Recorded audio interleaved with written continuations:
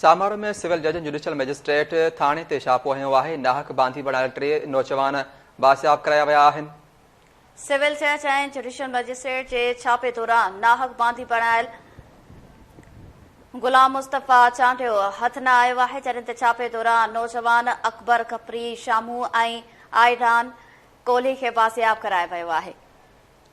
बिल्कुलु नाज़रीन, brake news सां कंदासीं। सामारो खां सिविल जज ऐं जुडिशल मजिस्ट्रेट थाने ते छापो हयो आहे। नाहक बांधी बणायल 3 नौजवान बासियाब कराया विया आहिनि।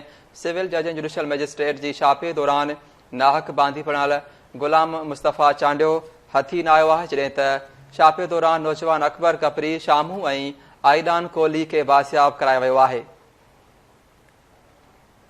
सिविल जज एसओ सामारो खे सुभाणे रिकॉर्ड समेत अदालत तलब करे वरितो आहे। सामारो का ख़बर अवां सां शेयर कयूं पिया। सिविल जज ऐं जुडिशल मजिस्ट्रेट जो थाणे ते छापो, नाहक बांधी बणायल 3 नौजवान बाज़ियाब थिया आहिनि।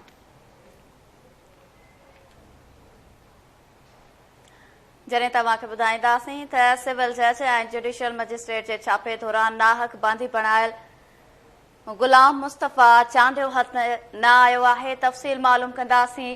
लाइन ते मौजूद आहे KTN न्यूज़ जो रिपोर्टर सुरेश माली।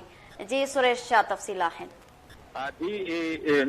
सामारो थाणे ते सिविल जज सामारो छापो हयो आहे सेक्शन कोर्ट उमरकोट जे हुकम ते, जिते सामारो वासी गुलाम कादर चांडियो दरख़्वास्त ॾिनी हुई त मुंहिंजे भाउ गुलाम मुस्तफ़ा चांडियो खे नाहक बांधी बणाए लाकअप कयो वियो आहे। छापे दौरान बांधी जणायल गुलाम मुस्तफ़ा चांडियो हथ न अची सघियो आहे, जॾहिं त अदालती छापे दौरान शामू कोहली, आइडान कोहली ऐं अकबर कपरी जेके मुख़्तलिफ़ जांचनि में बिना के एंट्री जे लाकअप में पियल हुआ, जिन खे अदालत छापे दौरान आज़ाद करण जो हुकुम ॾिनो वियो आहे, जॾहिं त सामारो SHO अली असगर सेलड़ो खे सुभाणे रिकॉर्ड समेत अदालत में पेश थियण जो हुकुम ॾिनो आहे। जी वरी महिरबानी नासिन, सामारो खां सुरेश माली तफ़सील ॾिना आहिनि।